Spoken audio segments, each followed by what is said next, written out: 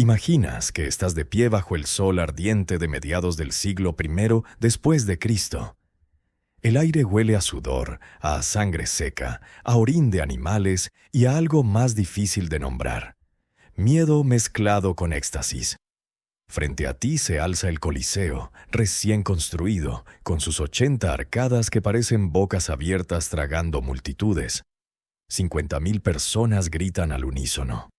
El sonido es tan denso que lo sientes en el pecho, como si el corazón ajustara su ritmo al del gentío.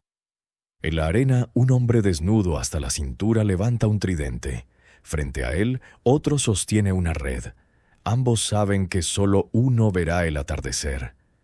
Y tú estás ahí, entre la masa, sintiendo cómo tu garganta se une al clamor sin que puedas controlarlo. Roma no solo te invita a ver la muerte, te obliga a desearla. Antes de continuar, deja un comentario diciendo desde dónde me escuchas y a qué hora. Ahora, ven conmigo al pasado. Durante más de 5 siglos, Roma convirtió el sufrimiento humano en espectáculo público.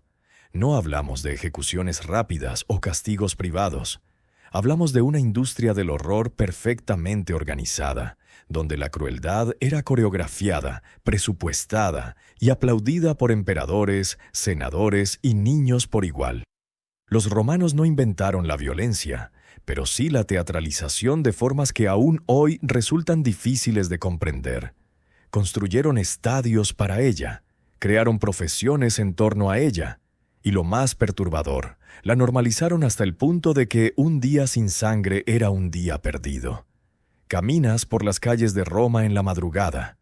El Coliseo aún no ha abierto sus puertas, pero ya hay vendedores ambulantes ofreciendo higos secos, pan con miel y vino aguado.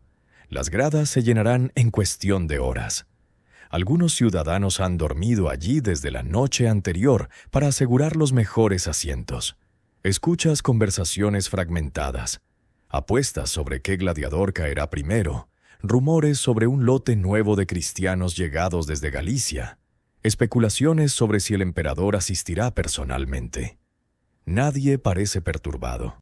Es un día más, un día de juegos. Pero lo que sucedía en esa arena no era simplemente violencia, era violencia con propósito.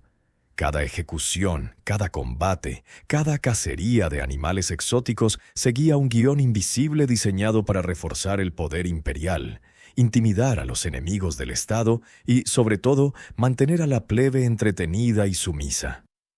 Panem et circenses, decían, pan y circo.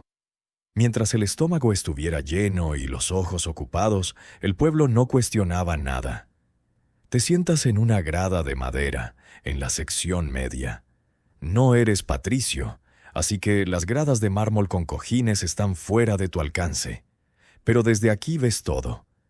La arena es más grande de lo que imaginabas.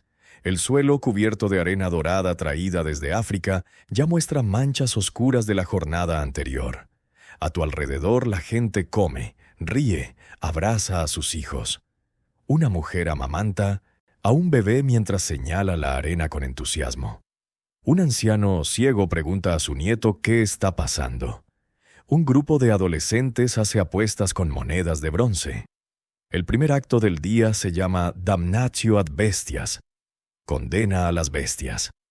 Es la mañana, el momento en que los criminales más despreciados son ejecutados de la forma más espectacular posible. No se trata de gladiadores entrenados, son hombres y mujeres condenados por delitos contra el Estado, asesinos, traidores, desertores, cristianos que se negaron a rendir culto al emperador. Se les arrastra al centro de la arena, a menudo desnudos, atados a postes o simplemente dejados libres para correr. Entonces, las puertas laterales se abren. Entran los leones. No 1, 6, 7, a veces una docena. Hambrientos. Han sido privados de comida durante días y el olor a carne humana es suficiente para desatar el instinto. Lo que sigue no es rápido. Los leones no siempre matan de inmediato. A veces juegan con su presa. A veces solo hieren y esperan. Ves a un hombre intentar trepar por el muro de la arena, pero sus manos resbalan. Un león lo alcanza por la pierna. El grito que suelta es tan agudo que corta todas las conversaciones. Luego el sonido de huesos rompiéndose. La multitud estalla en vítores. Pero lo que realmente eriza tu piel no es la violencia en sí, es la familiaridad. Nadie parece sorprendido. Nadie aparta la mirada. Los niños pequeños señalan con dedos regordetes. Las mujeres comentan sobre la agilidad del león como si evaluaran el trabajo de un artesano. Un hombre a tu lado mastica aceitunas y dice, casi aburrido: el del año pasado fue mejor. Trajeron un tigre de Persia. Entre acto y acto, equipos de esclavos entran corriendo para rastrillar la arena, cubrir la sangre con nueva arena fresca, retirar los cuerpos mutilados. Todo debe estar limpio para el siguiente espectáculo. La eficiencia es asombrosa. En menos de 10 minutos, la arena parece prístina nuevamente, como si nada hubiera ocurrido, como si las vidas que acaban de terminar fueran solo manchas que se pueden borrar con un rastrillo. Pero hay algo más perturbador aún. Algunos condenados no solo son ejecutados mientras recrean escenas mitológicas. Un hombre es atado como Prometeo, y un águila entrenada le arranca pedazos de carne del abdomen. Otro es vestido como Ícaro, le adhieren alas de cera y plumas, y luego lo dejan caer desde una plataforma elevada sobre estacas afiladas. La caída es lenta, teatral. El impacto, brutal. Y la multitud aplaude no solo la muerte, sino la creatividad. El emperador sonríe desde su palco. Ha pagado una fortuna por esta puesta en escena. Te preguntas cómo llegaron hasta aquí.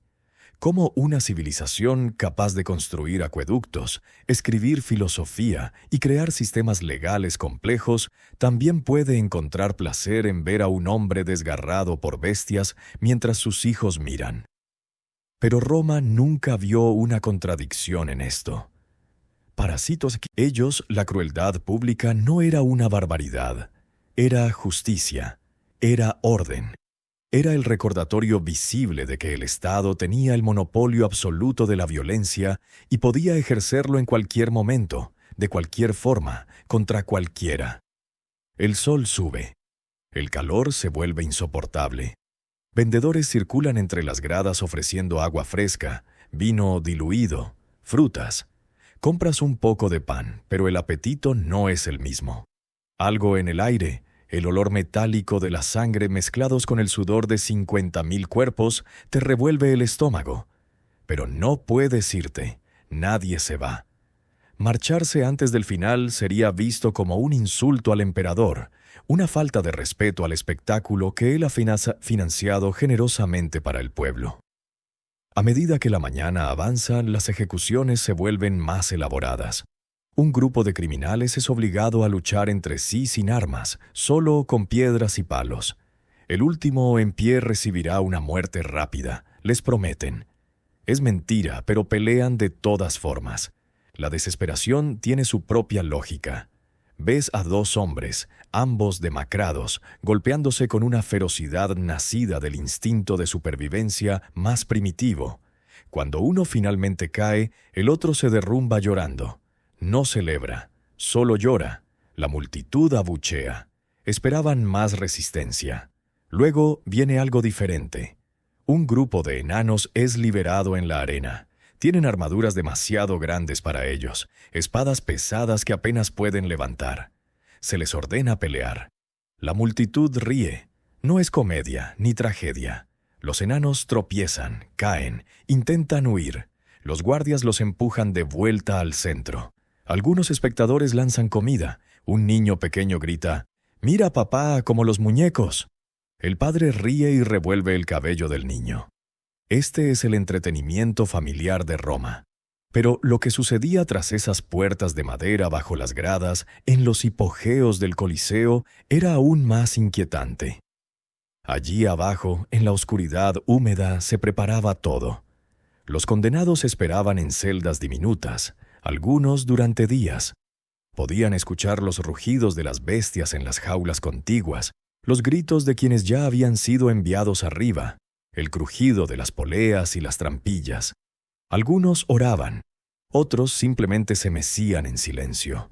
Los guardias los trataban como mercancía, contaban cabezas, verificaban condiciones físicas, se aseguraban de que estuvieran lo suficientemente conscientes para experimentar plenamente lo que venía.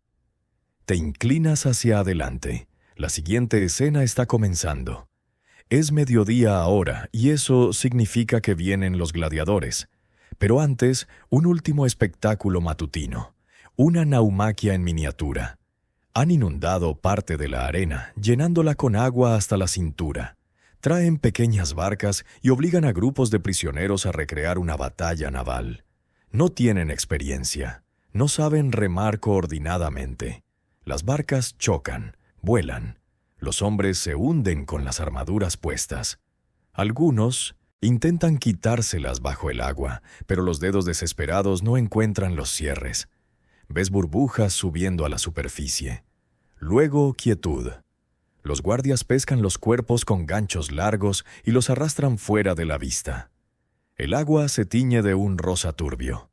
Alguien grita, «¡Traed más vino!». Otro responde, «¡Y más prisioneros!». Hay risas. El emperador, desde su palco elevado, hace un gesto con la mano. Los tubos de drenaje se abren y el agua comienza a descender, tragada por los conductos subterráneos que eventualmente la llevarán al río Tíber. En 20 minutos, la arena estará seca nuevamente, lista para la sangre de la tarde. Pero antes de que los gladiadores entren, necesitas entender algo fundamental. Nada de esto era improvisado. Cada detalle, desde el orden de las ejecuciones hasta el tipo de animales utilizados, seguía un plan meticuloso. Los editores, organizadores de los juegos, trabajaban meses preparando un solo día de espectáculos. Compraban criminales en subastas, negociaban con cazadores de animales exóticos, contratan coreógrafos de violencia. Sí, existía tal cosa. Hombres cuyo único trabajo era diseñar muertes memorables. Y los gastos eran astronómicos. Un solo león podía costar lo equivalente a 2 años de salario de un trabajador promedio. Un elefante de guerra, mucho más. Pero los emperadores pagaban gustosos. Porque estos juegos no eran solo entretenimiento, eran política. Un emperador generoso con los juegos era un emperador amado. Uno tacaño era recordado con desdén. Calígula, Nerón, Cómodo. Todos ellos entendieron que el amor del pueblo se compraba con sangre y espectáculo. Ahora sí, las trompetas suenan. Es la señal. Los gladiadores están a punto de entrar. Pero esa es otra historia, más compleja, más oscura de lo que imaginas. Porque los gladiadores no eran simples luchadores. Eran productos de un sistema que convertía el trauma en técnica, el sufrimiento en arte. Y lo que les esperaba en esa arena iba mucho más allá de una simple pelea por la supervivencia. El desfile comienza con música, flautas, tambores, trompetas de bronce. Los gladiadores entran en formación, marchando alrededor de la arena antes de pelear. Visten sus mejores armaduras, pulidas, decoradas, impresionantes. Algunos llevan cascos con plumas rojas que se mecen al viento. Otros, máscaras con rostros de dioses o demonios. La multitud ruge. Estos hombres son famosos. Sus nombres se gritan, se cantan, se invocan en apuestas. Son esclavos, sí, pero esclavos célebres. Algunos más conocidos que senadores. Uno de ellos, un murmullo llamado Flama, ha ganado más de 30 combates. Tiene cicatrices que recorren todo su torso como un mapa de sufrimiento. Cuando se detiene frente al palco imperial, hace el saludo tradicional. Ave Caesar, morituri te salutant. Salve César, los que van a morir te saludan. La frase se ha romanizado con el tiempo, pero aquí, en este momento, es una declaración literal. Algunos de estos hombres no sobrevivirán la hora. Te fijas en otro gladiador, más joven, quizá 18 años. Su piel es pálida. Las manos le tiemblan. Es su primer combate en el Coliseo. Ha peleado en arenas menores, en provincias, pero esto es diferente. Aquí 50.000 pares de ojos juzgan cada movimiento. Aquí el emperador puede decidir su destino con un simple gesto del pulgar. El muchacho intenta ocultar su miedo tras una expresión de piedra, pero ve cómo sus labios murmuran algo. Una oración quizá, o el nombre de alguien que dejó atrás. Los organizadores los emparejan según tipos. El retiarius, el gladiador de red y tridente, contra el secutor, el perseguidor con casco cerrado y espada corta. Es un enfrentamiento clásico. El retiarius depende de la agilidad, de mantener distancia, de enredar a su oponente en la red y apuñalarlo desde lejos. El secutor, blindado como un tanque humano, debe soportar la fatiga del peso de su armadura y alcanzarlo antes de agotarse. Es un juego de resistencia contra velocidad, de protección contra movilidad. La trompeta suena una vez más. Los dos hombres se posicionan en extremos opuestos de la arena. El silencio cae sobre las gradas. Incluso los niños dejan de gritar. Este es el momento que todos esperaban. Luego el árbitro, un hombre vestido de blanco con un bastón largo, baja la vara. Comienza el combate. El retiarius se mueve lateral describiendo círculos. Sus pies descalzos encuentran tracción fácil en la arena.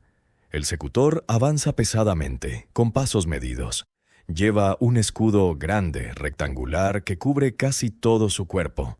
Su casco no tiene aperturas frontales, solo 2 pequeños agujeros para los ojos. Esto limita su visión, pero lo protege de ataques directos al rostro. Cada uno conoce las debilidades del otro. Han sido entrenados específicamente para este enfrentamiento. El retiarius lanza su red. Es un movimiento fluido, practicado miles de veces, pero el secutor lo anticipó y levantó el escudo. La red resbala. Mala señal. Ahora debe recogerla, y esos segundos de vulnerabilidad son mortales. El secutor carga. Su espada busca el cuello desprotegido. El retiarius se agacha, rueda por la arena, siente el filo pasar a centímetros de su nuca. El público enloquece. Algunos gritan el nombre del retiarius, otros maldicen al secutor. Las apuestas cambian de mano en las gradas superiores. Pero lo que no ves, lo que la mayoría de espectadores no comprende, es que estos hombres no quieren matarse. No realmente. Han comido juntos en la misma mesa. Han compartido el mismo barracón. Quizá incluso hemos entrenado juntos, pero aquí, en la arena, eso no importa. La supervivencia tiene un precio, y ese precio es a menudo la vida de alguien que conoces. El combate continúa durante 10 minutos. 15. Ambos están cubiertos de sudor. La arena se adhiere a sus cuerpos, formando una pasta con la transpiración. El retiarius ha logrado cortar el brazo del secutor, una herida superficial pero sangrante. El secutor, por su parte, ha roto el mango del tridente. Ahora el retiarius solo tiene la red y un cuchillo corto. Está en desventaja. El secutor embiste. Esta vez conecta. Su escudo golpea el pecho del retiarius con un sonido sordo. El hombre cae de espaldas. Intenta rodar, pero es tarde.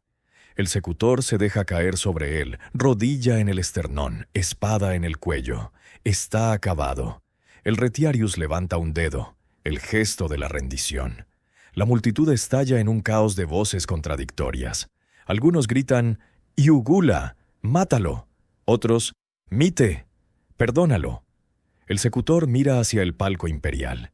El emperador está comiendo uvas. Tarda unos segundos en notar que toda la arena espera su decisión. Finalmente levanta la vista. Hace una pausa deliberada. Le gusta este poder. Le gusta sentir 50.000 corazones latiendo al ritmo de su capricho. Luego, con una lentitud calculada, extiende el brazo. Su pulgar se mueve. Hacia abajo. El ruido es ensordecedor. El secutor no vacila. Ha hecho esto antes. Posiciona la espada bajo la clavícula en el ángulo perfecto. Un empujón rápido, hacia arriba y adentro, buscando el corazón. El retiarius se estremece.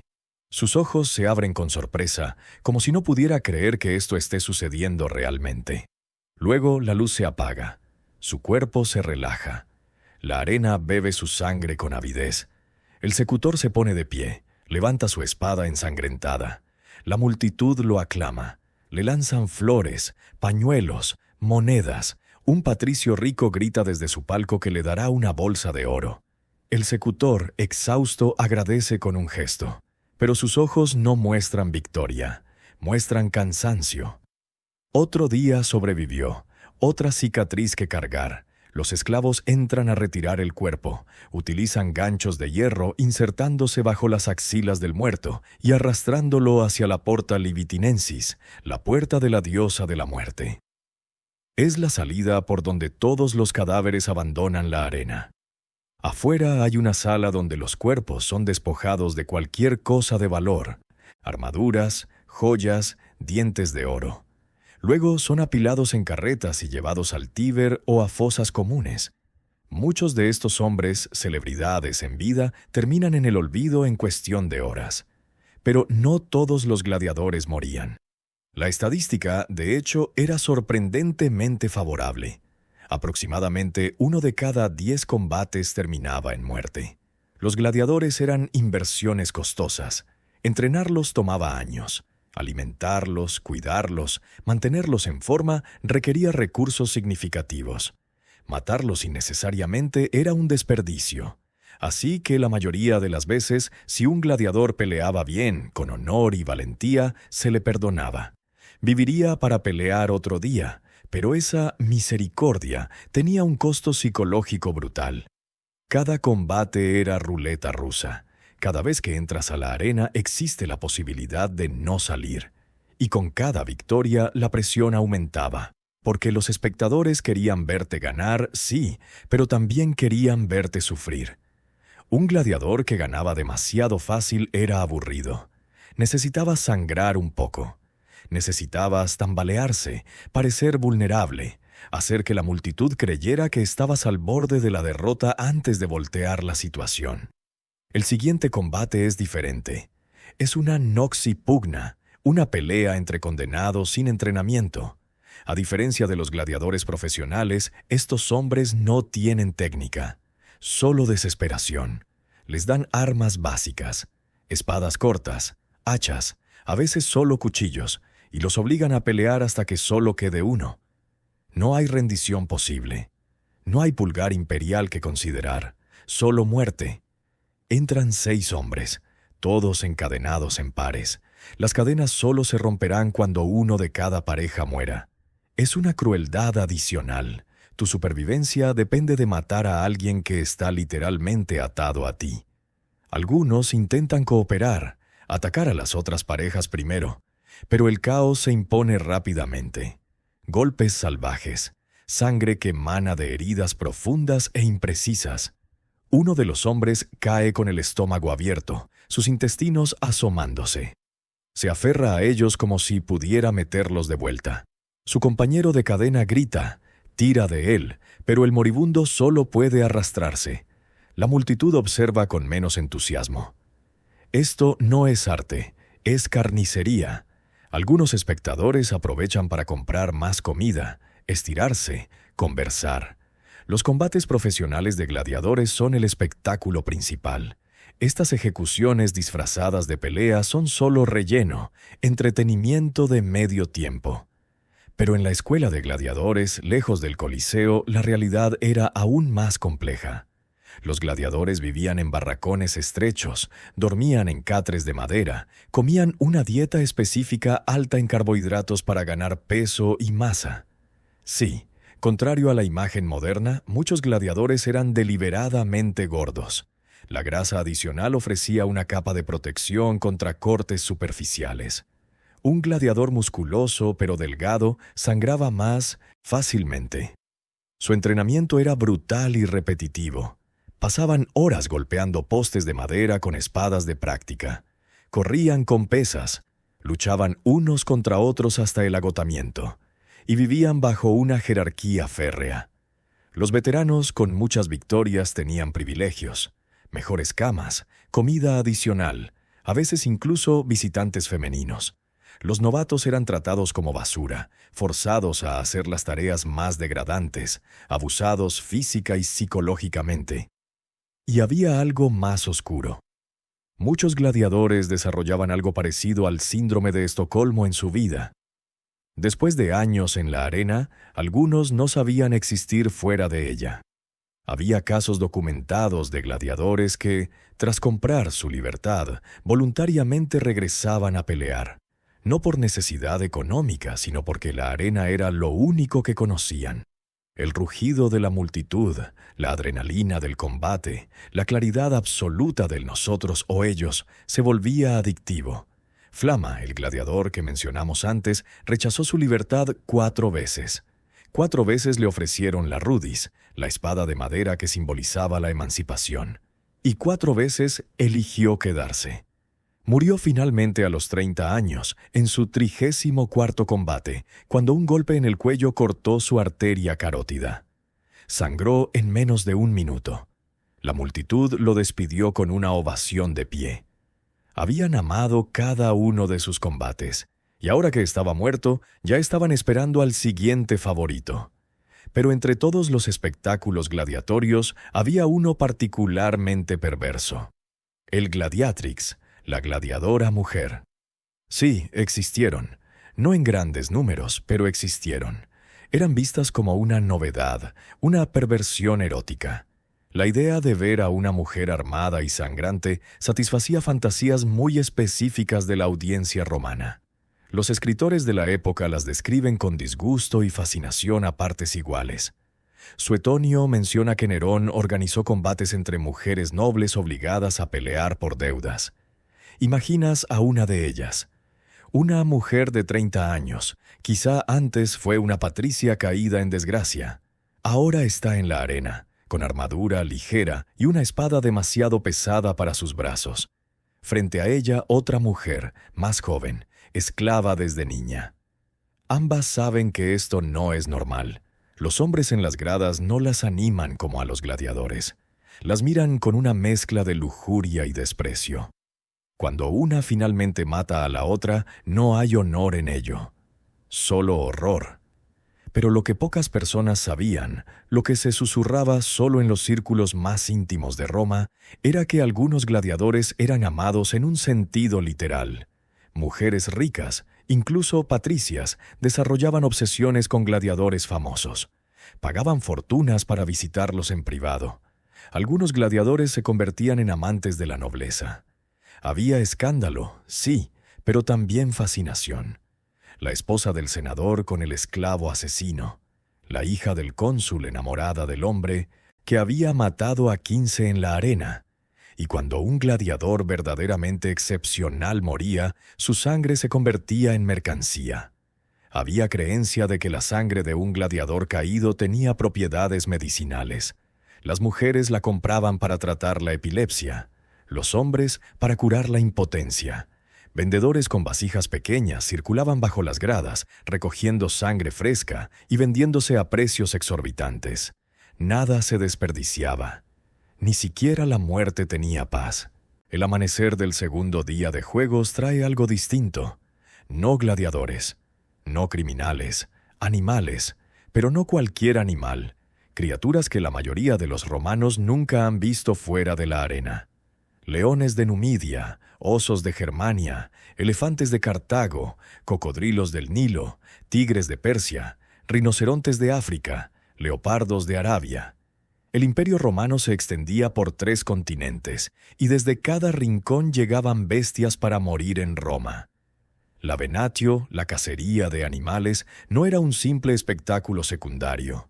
Para muchos era el evento principal. Los animales representaban lo salvaje, lo desconocido, las fronteras del mundo civilizado. Verlos capturados, traídos a Roma y asesinados en la arena era una afirmación del poder imperial. Incluso la naturaleza se arrodillaba ante Roma. Pero el camino de estos animales hasta la arena era una historia de sufrimiento antes del sufrimiento. Cazarlos era una industria en sí misma.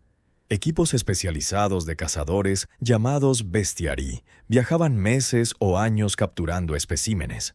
Un león adulto era peligroso, así que a menudo cazaban cachorros y los criaban hasta la edad adulta. Pero muchos morían en el transporte. semanas en jaulas oscuras en barcos, sin suficiente agua, alimentados irregularmente, golpeados para mantenerlos agresivos. Te imaginas en uno de esos barcos. El olor es indescriptible. Heces, orina, carne podrida, enfermedad. Los rugidos y gemidos de los animales crean una sinfonía constante de miseria. Algunos se vuelven locos antes de llegar a Roma, golpeándose contra las barras hasta sangrar. Otros simplemente se rinden, dejándose morir de hambre. Los cazadores aceptan estas pérdidas como parte del negocio. Por cada 10 animales capturados, quizá 3 lleguen vivos. Una vez en Roma los animales son mantenidos en corrales bajo el Coliseo. Es allí, en la oscuridad perpetua de los hipogeos, donde pasan sus últimos días. Algunos están tan debilitados que apenas pueden sostenerse en pie. Otros, especialmente los depredadores grandes, están furiosos, golpeando las jaulas, rugiendo hasta quedarse sin voz. Los cuidadores los alimentan lo justo para mantenerlos vivos pero hambrientos. Un animal bien alimentado no ataca con la misma ferocidad. Cuando llega el momento, las jaulas son conectadas a un sistema de poleas y plataformas elevadoras. Todo funciona con perfecta sincronización. Una señal y el suelo bajo la jaula se abre. El animal cae a través de una trampilla, aterriza en una plataforma que sube mediante contrapesos. En segundos emerge en el centro de la arena, desorientado por la luz repentina, el rugido de la multitud, el espacio abierto. Antes de que pueda procesar dónde están los vengadores, los cazadores profesionales ya están moviéndose. Los vengadores son un tipo diferente de gladiadores. No pelean contra los hombres, pelean contra bestias. Usan lanzas largas, redes, a veces escudos ligeros. Su trabajo es matar al animal de forma espectacular, no rápida. Un rinoceronte puede ser arponeado 12 veces antes de caer.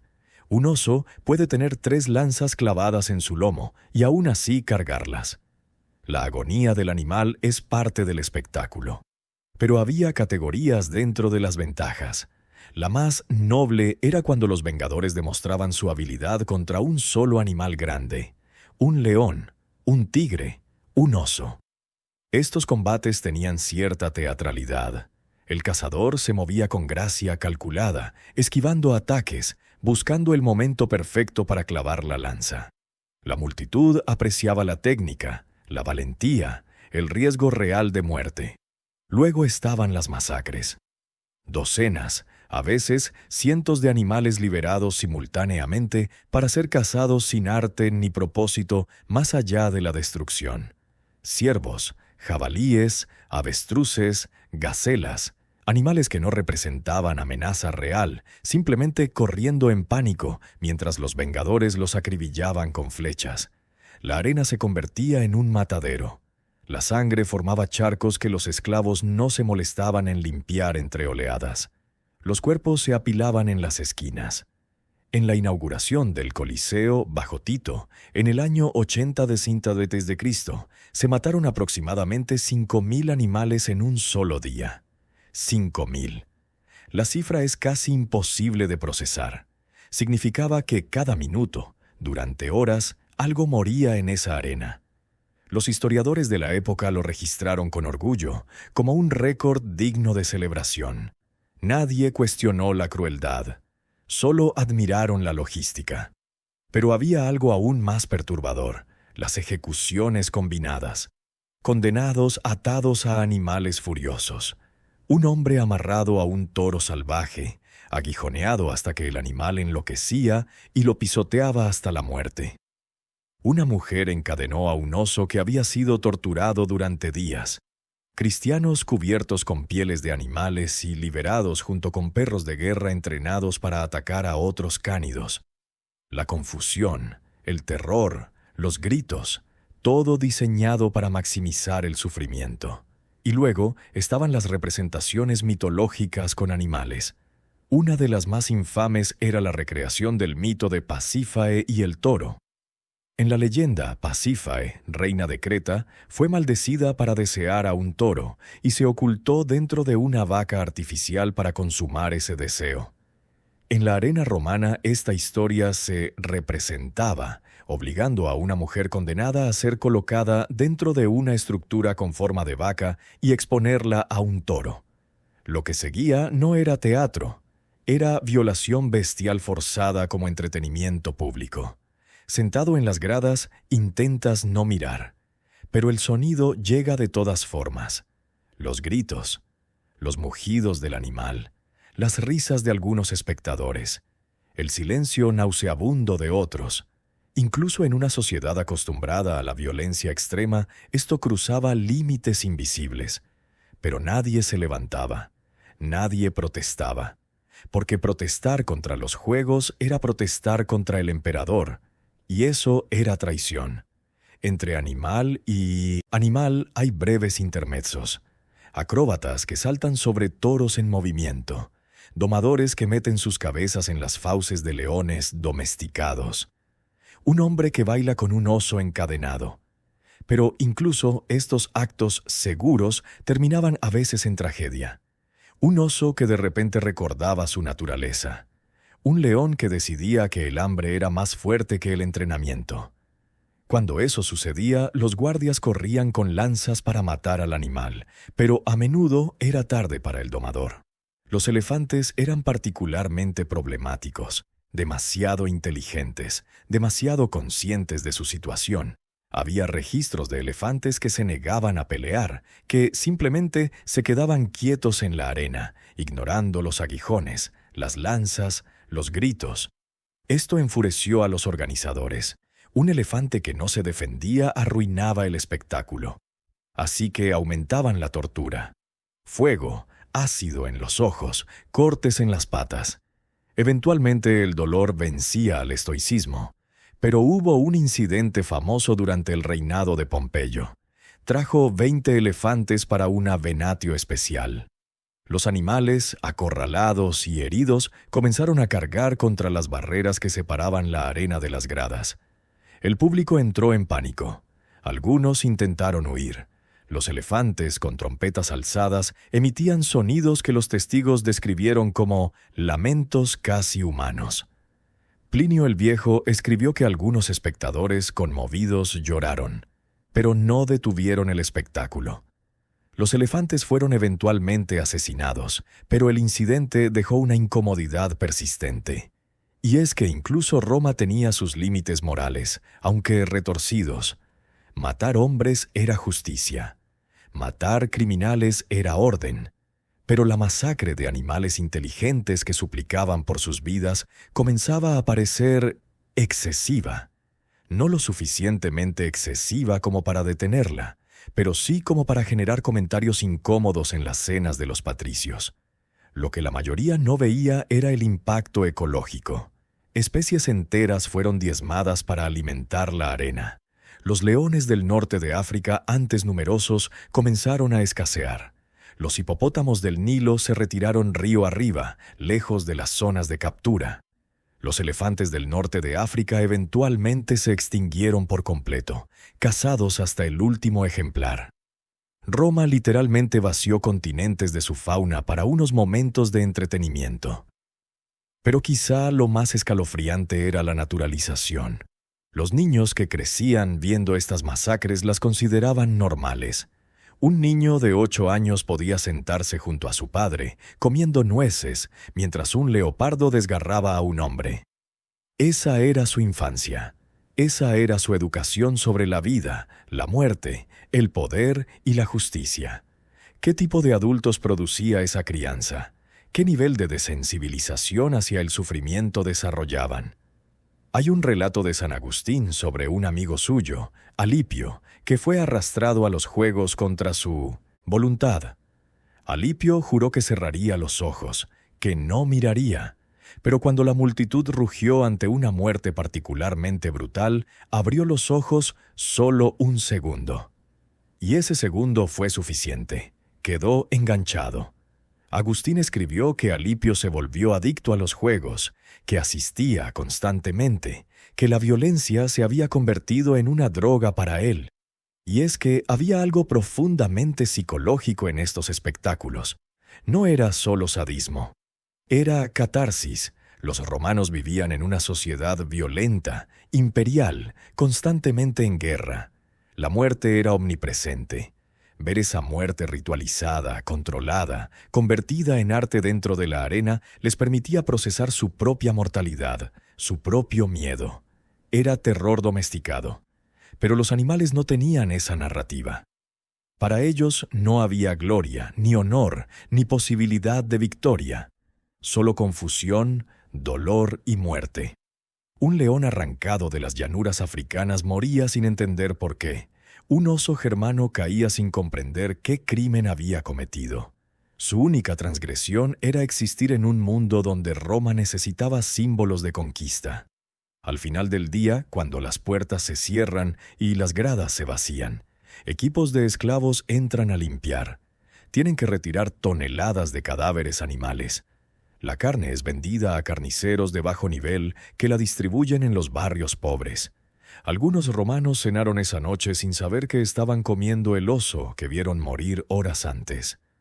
El círculo se cierra. Nada se desperdicia. Ni siquiera la agonía tiene permiso para ser inútil. Hay una categoría de víctimas en la arena que sufre de manera única. Aquellos ejecutados no por entretener con su muerte, sino por el significado político de su aniquilación. Cristianos, rebeldes, desertores, traidores. Para ellos, la arena no es un campo de batalla. Es un altar de humillación pública donde el Estado demuestra qué les sucede a quienes desafían a Roma. Es una tarde soleada del siglo II. El emperador Marco Aurelio, el filósofo que escribía sobre la virtud y la serenidad, preside los juegos. Hoy toca la ejecución de un grupo de cristianos capturados en Lugdunum, en la Galia. Son 12. Hombres, mujeres, un anciano de 70 años, una niña de 14. Su crimen, negarse a quemar incienso ante la estatua del emperador. Un gesto simple que habría tomado 5 segundos. Se negaron. Los arrastran encadenados. No van vestidos como gladiadores.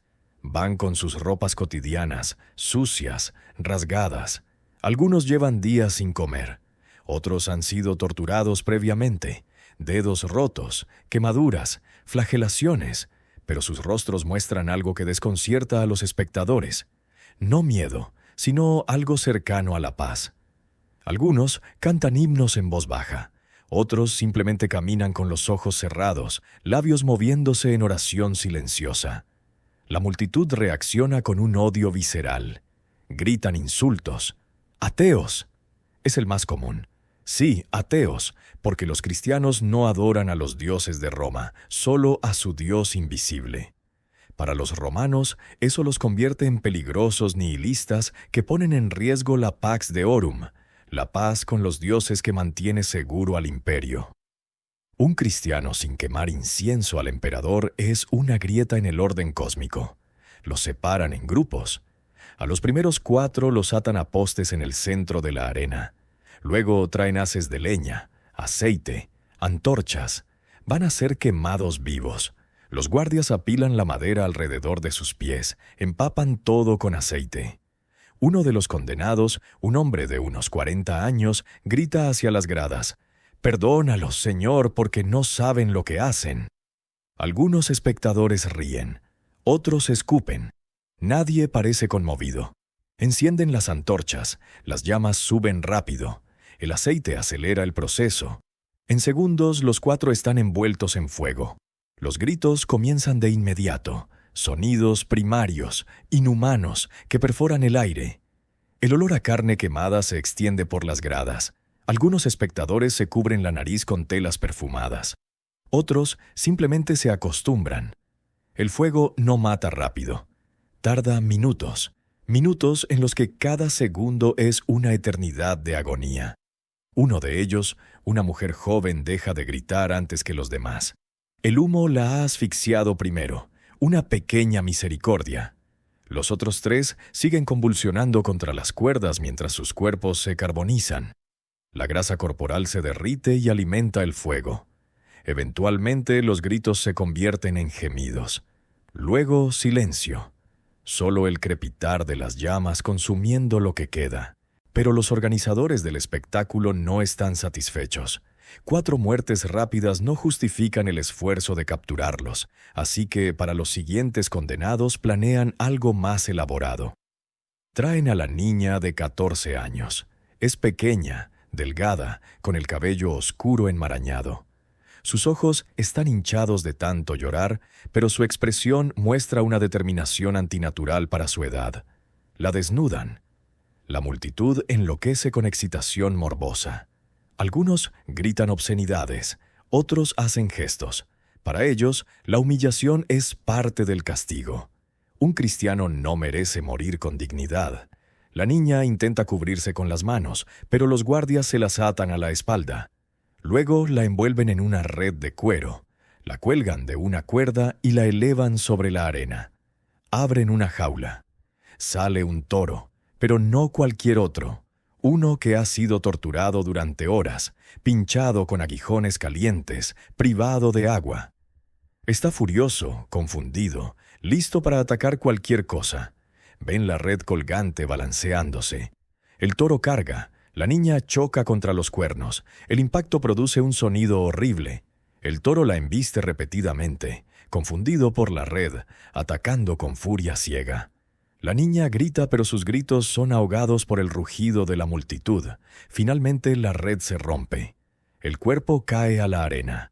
El toro la cornea varias veces más, incluso cuando ya no se mueve. Los guardias esperan hasta que el toro se cansa antes de retirarlo. Lo que queda de la niña es recogido con palas y llevado fuera. Su nombre era Blandina, según los registros cristianos. Tenía 14 años. Su crimen fue creer en un Dios que prometía que el sufrimiento no era el final. Pero los cristianos no eran los únicos ejecutados con esta teatralidad vengativa. Los rebeldes de provincias conquistadas recibían tratamientos similares. Después de la revuelta de Espartaco, 6.000 esclavos capturados fueron crucificados a lo largo de la Vía Apia, desde Roma hasta Capua. Pero algunos fueron reservados para los juegos. Obligados a recrear batallas famosas, a pelear como gladiadores sin entrenamiento, a morir de formas que advirtieron a otros esclavos.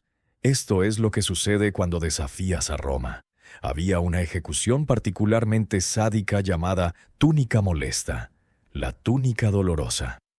Consistía en vestir al condenado con una túnica empapada en brea, resina o aceite, y luego prenderle fuego mientras estaba atado a un poste. Nerón era famoso por usar esta técnica contra cristianos, convirtiendo sus cuerpos ardientes en antorchas humanas que iluminaban sus jardines durante fiestas nocturnas. Los invitados cenaban mientras hombres y mujeres se retorcían en llamas a pocos metros de distancia.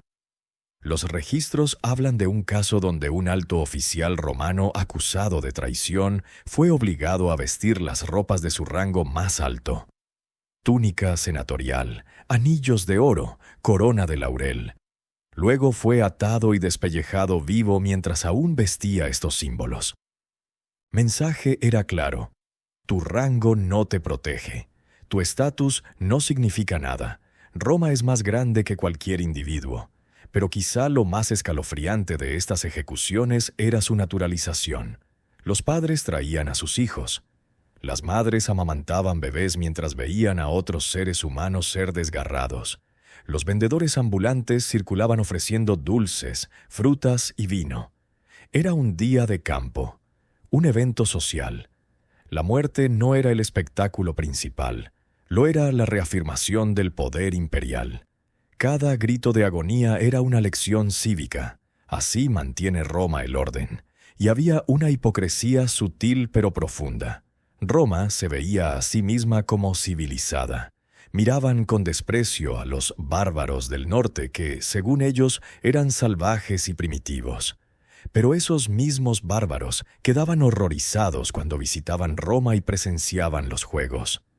Un embajador germano, según relatos de Tácito, comentó que su pueblo luchaba en guerra, sí, pero nunca convertían el sufrimiento en entretenimiento. Roma llamaba civilización a lo que otros llamaban depravación ritualizada, y los condenados lo sabían. Sabían que su muerte no sería rápida ni privada. Sabían que 50.000 personas verían sus últimos momentos. Algunos se quebraban mentalmente días antes de la ejecución. Otros encontraban fuerzas en sus creencias.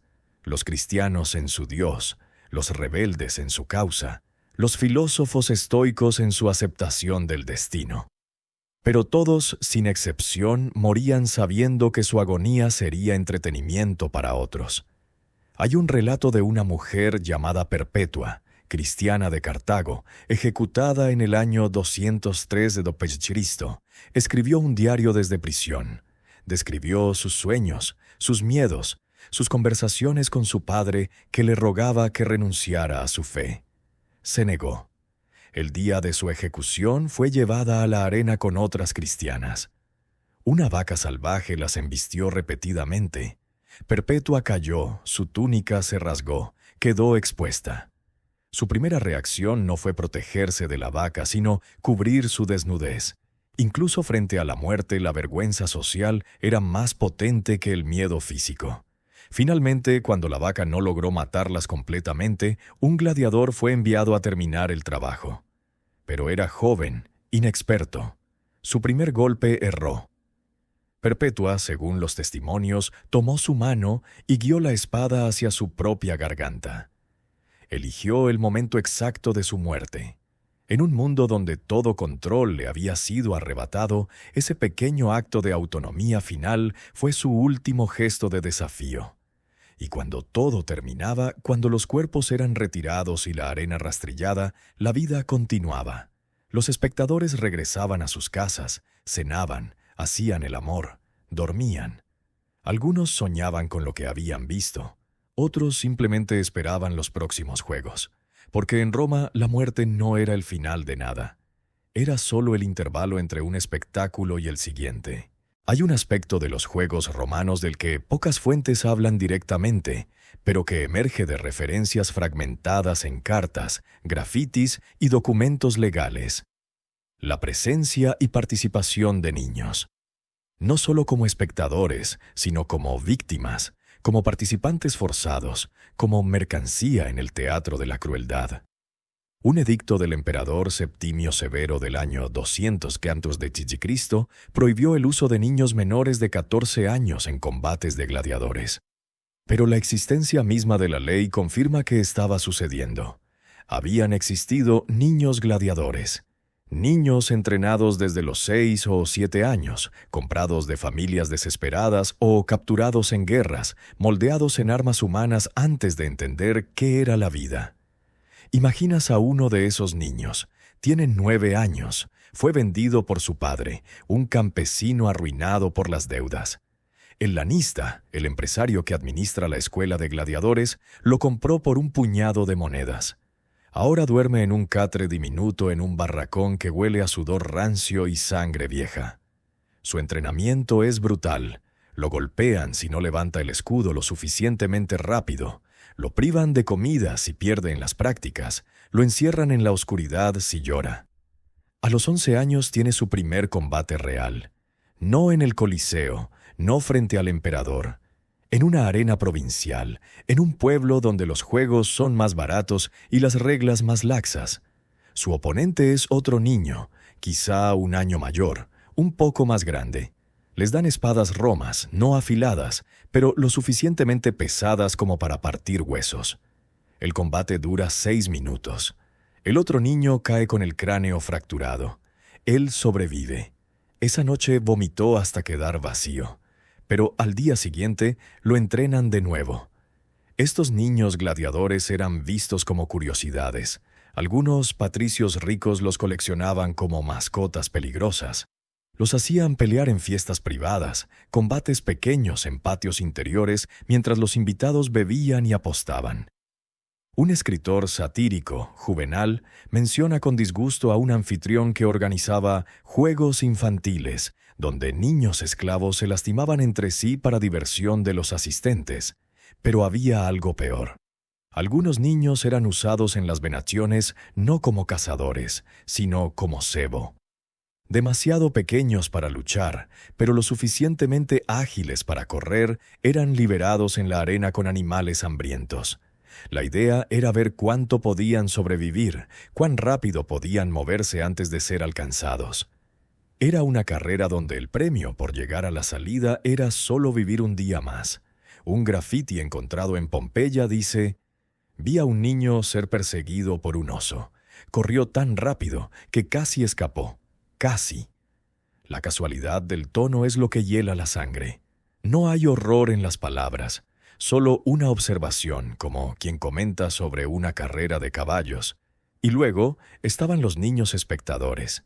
Desde edades tempranas los romanos traían a sus hijos a los juegos. Era considerado educativo. Un padre senatorial escribió en una carta que llevó a su hijo de 7 años al Coliseo para que aprenda sobre justicia y fortaleza. ¿Qué aprendía realmente un niño de 7 años viendo a un hombre ser devorado por leones? ¿Qué procesaban sus cerebros en desarrollo al normalizar el sufrimiento extremo como entretenimiento familiar? Hay evidencia de que algunos niños quedan traumatizados. Casos documentados de niños que desarrollaban pesadillas, que se negaban a comer, que lloraban sin razón aparente después de asistir a juegos particularmente brutales. Pero la respuesta social no era protegerlos, era endurecerlos. Es débil, decían los padres. Necesita ver más para acostumbrarse. La solución al trauma era más trauma, pero otros niños se adaptan, y quizá eso era aún más perturbador. Niños que reían durante las ejecuciones, que aplaudían cuando un gladiador caía, que pedían a sus padres asistir más seguido. Estos niños crecían sin desarrollar empatía normal hacia el sufrimiento. Se convertían en adultos que veían la violencia como neutral, incluso entretenida. El ciclo se perpetuaba. Había también niños que trabajaban en los juegos. Los más pequeños eran usados en los hipogeos, los túneles bajo el Coliseo, operando poleas y trampillas. Sus cuerpos delgados cabían en espacios estrechos donde los adultos no podían acceder. Trabajaban en oscuridad casi total, guiados solo por gritos y señales. Un error de timing podría arruinar un espectáculo. Los castigan brutalmente por equivocaciones, latigazos, quemaduras, privación de comida. Algunos de estos niños trabajadores nunca veían la luz del día. Nacían en los subterráneos, hijos de esclavas que también trabajaban allí. Crecían en esa oscuridad, conociendo el mundo solo a través de los rugidos de animales, los gritos de los condenados que resonaban a través de las paredes, el olor omnipresente de sangre y muerte. Para ellos, el Coliseo no era un edificio, era el universo completo. Y luego está el caso más oscuro de todos, los sacrificios rituales disfrazados de juegos.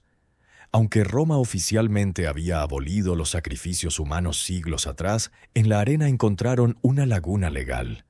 Si un niño era condenado por algún crimen, real o inventado, podía ser ejecutado legalmente. Algunos registros sugieren que niños esclavos acusados de robar pan o golpear a un amo fueron ejecutados en la arena de formas espectaculares. Un caso documentado por Suetonio menciona que Calígula, durante una escasez de criminales condenados, ordenó que se tomaran espectadores al azar de las gradas y se les arroja a la arena para mantener el espectáculo. Entre ellos había familias completas: un padre, una madre, 3 niños. Los separaron. Los adultos para los leones, los niños para los perros de guerra. Nadie había cometido crimen alguno. Simplemente estaban en el lugar equivocado cuando un emperador loco necesitaba llenar su cuota de muertes. Pero quizá lo más revelador es lo que los niños romanos dibujaban y escribían. Excavaciones en Pompeya y otras ciudades han encontrado grafitis infantiles, dibujos de gladiadores, de leones atacando humanos, de hombres en cruces.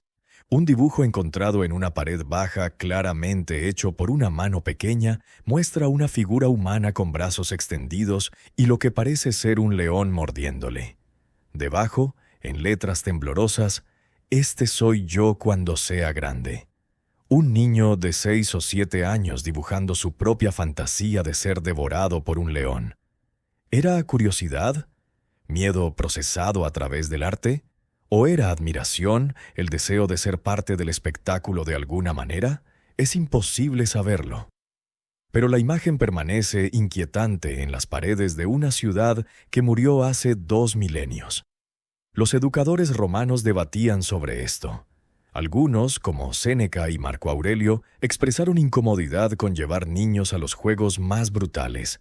Séneca escribió: «¿Qué bien puede venir de mostrar a un niño que la vida humana no vale más que el entretenimiento de una tarde?» Pero eran voces minoritarias. La mayoría veía los juegos como parte esencial de la educación cívica, y cuando un niño esclavo moría en la arena, nadie registraba su nombre. No había funeral, no había lamento. El cuerpo era procesado como cualquier otro, despojado de valor utilizable, desechado. Si tenía familia, quizá ni siquiera se enteraban. Solo desaparecía. Y al día siguiente otro niño ocupaba su lugar en el túnel oscuro bajo el Coliseo, operando las poleas que elevaban las bestias que matarían a otros. Había una economía sombría alrededor de esto. Algunos padres desesperados vendían a sus hijos sabiendo el destino que les esperaba. Otros los abandonan en las puertas de las escuelas de gladiadores con notas que decían: «Haz de él lo que quieras». Para esas familias, un niño era una boca que alimentar, un gasto. Venderlo al menos proporcionaba algo de dinero. Que luego muriera en la arena era un problema futuro que no tenían que presenciar. Pero algunos niños sobrevivían, crecían, se convertían en gladiadores exitosos, quizá incluso compraban su libertad eventualmente. Pero, ¿qué tipo de adultos se convertían? Hombres que habían matado por primera vez a los 11 años. Hombres cuya infancia fue una serie interminable de violencia, dolor y miedo. ¿Podrían formar familias normales? ¿Podían sentir amor, compasión, alegría? ¿O la arena los había vaciado de todo excepto la capacidad de sobrevivir? No hay respuestas definitivas en los registros, solo fragmentos. Una carta de un gladiador retirado que menciona que no puede dormir sin soñar con el primer rostro que vi morir. Otro que escribe que ya no recuerda la voz de su madre, solo los sonidos de la arena. Estas no son historias de superación, son relatos de daño permanente, de cicatrices psicológicas que ninguna libertad podía curar. Y en las noches, después de los juegos, si caminabas cerca del Coliseo, podías escuchar sonidos extraños. No animales, no celebraciones, llantos suaves. Algunos decían que eran los niños esclavos en los túneles, llorando en la oscuridad. Otros insistían que eran los fantasmas de quienes habían muerto allí. Pero probablemente eran ambos, los vivos traumatizados y los muertos sin descanso, sus voces mezcladas en la noche romana como un lamento que nadie quería escuchar. Los juegos no terminaron de golpe. No hubo un día en que las puertas del Coliseo se cerrarán para siempre y alguien declarara: «Esto fue demasiado lejos». El fin fue gradual, casi imperceptible, una lenta erosión de una costumbre que había definido a Roma durante 5 siglos. A finales del siglo IV, el imperio ya no era lo que era. El cristianismo, esta religión perseguida que alimentó las arenas con sus mártires, ahora era la fe oficial del Estado. El emperador Constantino, quien legalizó el cristianismo en 313 d.C., intentó prohibir los combates de gladiadores en 325 d.C., pero la orden fue ignorada en gran medida. Los juegos continuaron. La inercia de siglos no se detiene con un decreto. Imaginas el Coliseo en el año 400 d.C. Las gradas ya no se llenan como antes. Muchos asientos permanecen vacíos. El edificio mismo muestra signos de decadencia. Columnas agrietadas, estatuas vandalizadas, secciones completas clausuradas por riesgo de colapso. Pero aún hay espectáculos. Más modestos, menos frecuentes, pero continúan. Los gladiadores que pelean ahora son mayormente voluntarios desesperados, no esclavos entrenados. Los animales son domésticos, burros, perros, cerdos. Los leones y elefantes son solo memorias. El golpe final llegó en 404 d.C., Un monje llamado Telémaco desde el este llegó a Roma. Había escuchado sobre los juegos y estaba horrorizado. Durante un combate de gladiadores, saltó a la arena e intentó separar a los combatientes, gritando sobre la santidad de la vida humana. La multitud, enfurecida por la interrupción, lo apedreó hasta la muerte. Murió allí, en el mismo suelo que había bebido tanta sangre. Pero su muerte tuvo un efecto inesperado. El emperador Honorio, conmovido o quizá presionado por líderes cristianos, emitió un nuevo decreto. Se prohíben los combates de gladiadores. Esta vez el decreto fue cumplido. No inmediatamente, no completamente, pero marcó el comienzo del fin. Las últimas peleas de gladiadores se realizaron en los años siguientes, en arenas provincianas, eventos cada vez más raros hasta que simplemente dejaron de existir. Las venaciones, las cacerías de animales duraron un poco más.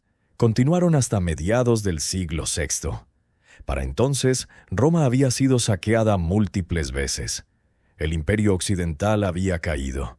Los acueductos que llenaban el Coliseo estaban rotos. La ciudad, que una vez albergó más de 1 millón de habitantes, se había reducido a menos de 50.000. El Coliseo, ese monumento al poder imperial, se convirtió en cantera.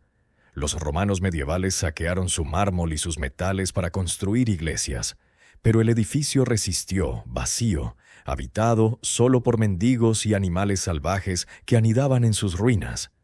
Durante la Edad Media circulaban leyendas sobre el lugar. Algunos decían que estaba maldito, que los fantasmas de todos los que murieron allí vagaban por sus túneles. Otros insistían que era un portal al infierno, que por las noches se podían escuchar gritos provenientes de las profundidades. Las familias nobles romanas construyeron fortalezas dentro de sus arcos. El Coliseo se fragmentó en una serie de mini castillos familiares. ¿Te imaginas caminando por esos pasillos en el año 800 d.C.? Las gradas están cubiertas de vegetación. Arbustos brotan entre las piedras. Aves anidan en los arcos superiores. El suelo de la arena ha desaparecido, revelando los hipogeos. Ese laberinto de túneles donde una vez se almacenaban bestias y condenados. Ahora es solo oscuridad, charcos de agua estancada, el olor a moho y decadencia. Los murales que decoraban las paredes se han desvanecido. Las inscripciones que celebraban victorias gladiatorias están borradas por el tiempo. Pero algo permanece. En las piedras más profundas, en los cimientos mismos, hay manchas. Químicos modernos las han analizado. Son trazas de sangre humana y animal, tan saturadas en la roca que 15 siglos no las han eliminado. El Coliseo está literalmente construido sobre sangre, no metafóricamente, literalmente. Y las historias persistieron. Durante el Renacimiento, cuando Roma comenzó a redescubrirse a sí misma, estudiosos y artistas visitaron el Coliseo y escribían sobre él con una mezcla de admiración y horror. Admiraban la ingeniería, la arquitectura, la escala, pero recopilaron ante lo que sucedió allí. Byron escribió: «Mientras está en pie el Coliseo, Roma permanecerá. Cuando caiga el Coliseo, Roma caerá. Cuando Roma caiga, el mundo caerá». Pero lo que Byron no mencionó fue que el Coliseo ya había caído, al menos moralmente siglos atrás. El legado de los Juegos romanos no terminó con su prohibición. La idea de convertir el sufrimiento en espectáculo, de ritualizar la violencia como entretenimiento público, esa idea sobrevivió. Las ejecuciones públicas en Europa medieval y moderna eran descendientes directos de la arena. La guillotina francesa durante el terror, con multitudes animando cada cabeza que caía. Los ahorcamientos públicos en Inglaterra, tratados como festivales familiares. Las quemas de brujas donde los niños jugaban al pie de las hogueras. Incluso hoy, en pleno siglo XXI, el impulso persiste en formas más sutiles. Las peleas de animales ilegales, los deportes de combate sin regulación adecuada, la obsesión mediática con la violencia gráfica. Los videos virales de violencia real son compartidos casualmente en redes sociales. Algo en la psicología humana encuentra fascinación en el sufrimiento ajeno. Roma no inventó eso, solo lo perfeccionó, lo industrializó, lo convirtió en política de Estado. Los arqueólogos que han excavado el Coliseo y otras arenas romanas reportan experiencias inquietantes, sensaciones de malestar al descender a los hipogeos, sueños perturbadores después de trabajar en el sitio. Un investigador escribió sobre encontrar huesos humanos mezclados con huesos animales en una fosa común bajo el Coliseo. No podíamos distinguir quién había sido humano y quién bestia. Todos habían sido reducidos al mismo estado, desechos. Y esa quizá es la lección más oscura de los juegos romanos, la facilidad con la que los humanos pueden deshumanizar a otros humanos. Los gladiadores no eran personas, eran gladiadores. Los condenados no eran individuos con historias, eran criminales. Los esclavos no eran seres con emociones, eran propiedad. Una vez que estableces esa distinción mental, cualquier crueldad se vuelve justificable. No estás lastimando a una persona, estás manejando una categoría inferior de existencia. Roma cayó, pero sus sombras son largas. Cada vez que una sociedad crea categorías de otros, por religión, etnia, clase, origen, está echando los cimientos de su propia arena. Cada vez que el sufrimiento se normaliza como entretenimiento, la arena se reconstruye. Las piedras del Coliseo pueden estar rotas, pero la estructura mental que lo creó sigue intacta, esperando condiciones propicias para manifestarse nuevamente.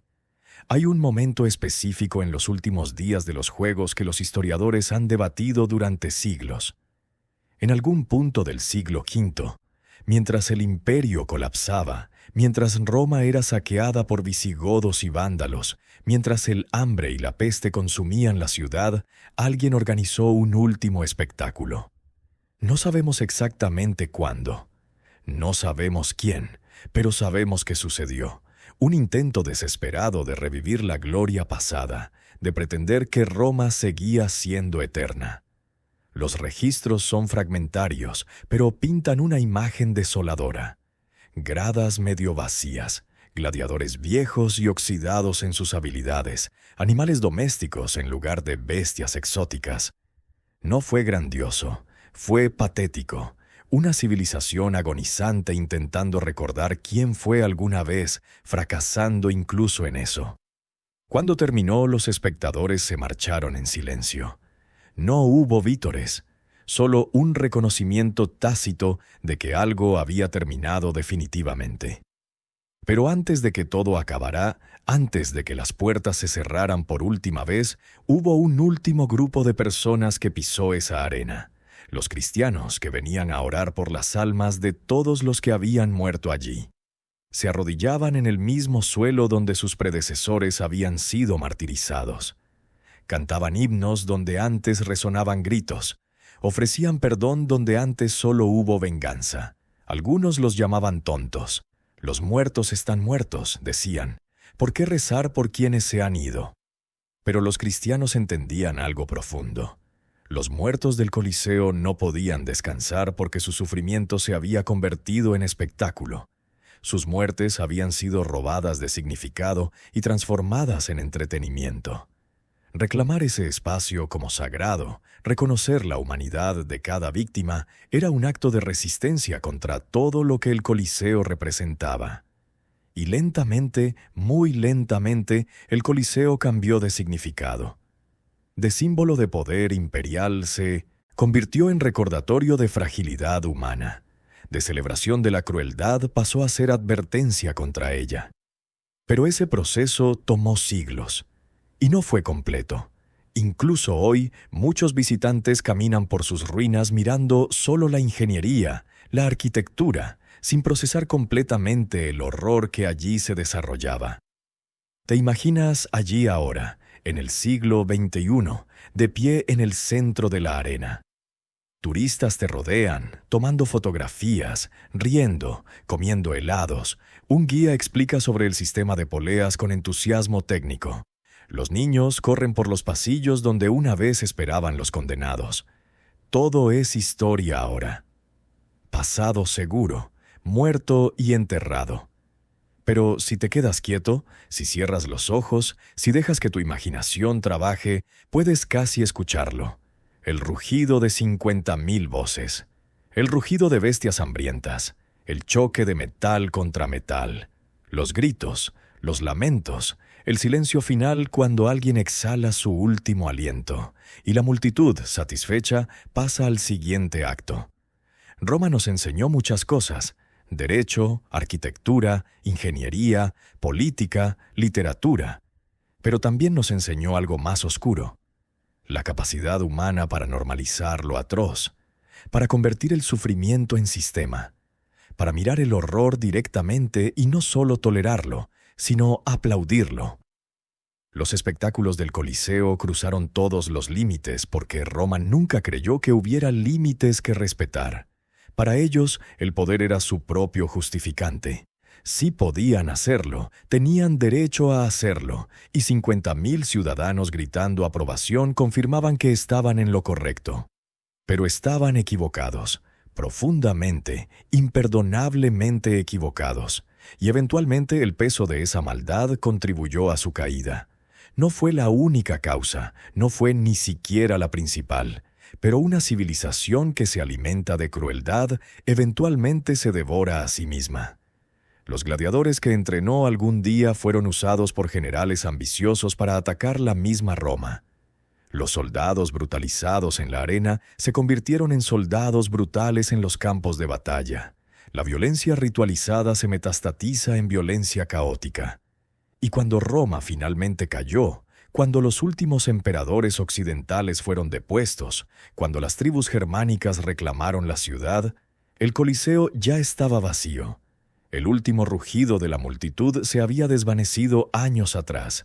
Lo que quedaba era solo piedra y sangre, y el silencio de los muertos que nunca lloraron. Hay un escritor cristiano, Prudencio, que en el siglo IV escribió un poema sobre el Coliseo. En él imagina el día del juicio final, cuando todos los muertos resuciten. Describe a los mártires emergiendo de la arena, sus cuerpos restaurados, sus heridas sanadas. Confrontan a los emperadores que los mataron, a los espectadores que aplaudieron. Y en el poema los vivos caen de rodillas, avergonzados finalmente de lo que hicieron. Es una imagen poderosa, pero también es fantasía. En realidad, la mayoría de los que participaron en los juegos, organizadores, espectadores, ejecutores, nunca sintieron vergüenza. Murieron creyendo que habían hecho lo correcto, que habían defendido el orden romano, que habían honrado a sus dioses y emperadores. No hubo despertar moral colectiva, solo un lento cambio de valores a lo largo de generaciones, hasta que una nueva sociedad miró hacia atrás y sintió horror por lo que la anterior consideraba normal. Y esa quizá es la verdad más incómoda. Nosotros ahora podríamos estar haciendo cosas que futuras generaciones verán con el mismo horror con el que vemos el Coliseo. Cosas que consideramos normales, aceptables, incluso entretenidas. La ceguera moral no es exclusiva de los antiguos romanos. Es parte de la condición humana. Cada generación tiene sus puntos ciegos, sus arenas invisibles. El Coliseo sigue en pie, pero ya no funciona como fue diseñado. Las bestias no rugen, los gladiadores no pelean, los condenados no gritan. Pero el edificio recuerda. En sus piedras manchadas de sangre, en sus túneles oscuros, en sus arcos que una vez resonaron con vítores para la muerte. Recuerda todo.